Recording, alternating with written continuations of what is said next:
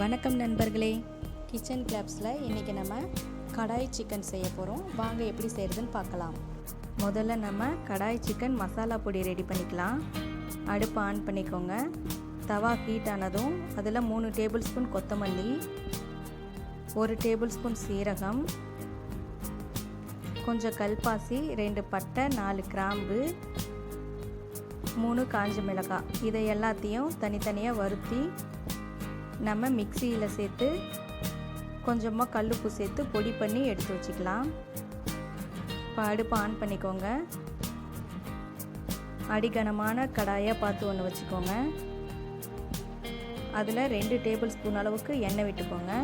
எண்ணெய் காஞ்சதோ 2 பிரிஞ்சி இலை, கொஞ்சமாக கருவேப்பிலை சேர்த்துக்கலாம். ஒரு பெரிய வெங்காயம் பொடிசாக நறுக்கி வச்சுருக்கோம், அதையும் கலந்துக்கலாம்.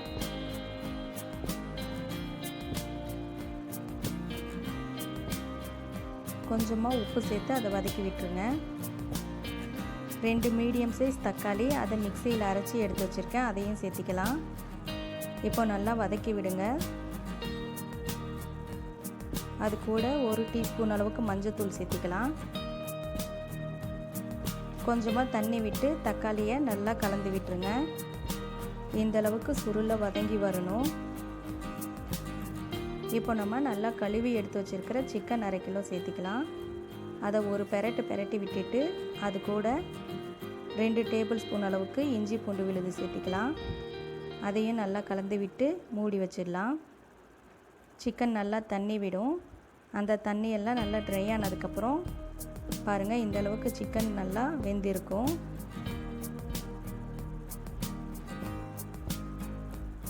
இது கூட நம்ம 2 டேபிள் ஸ்பூன் அளவுக்கு தயிர் சேர்த்திக்கலாம்.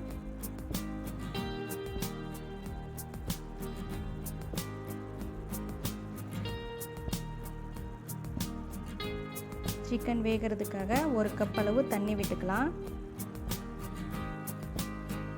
இதை நல்லா கலந்து விட்டுடலாம். ஒரு 7 நிமிஷத்துக்கு பக்கத்தில் நல்லா வேகட்டும். நடுவில் நீங்கள் செக் பண்ணிக்கோங்க. சிக்கன் நல்லா வேகாட்டி இன்னும் கொஞ்சம் கூட தண்ணி விட்டுக்கோங்க. பாருங்கள், ஒரு 7 நிமிஷம் ஆயிடுச்சு. சிக்கன் நல்லா இந்தளவுக்கு வெந்துடுச்சு. இப்போ அது கூட நம்ம பொடிச்ச பொடியை சேர்த்துக்கலாம்.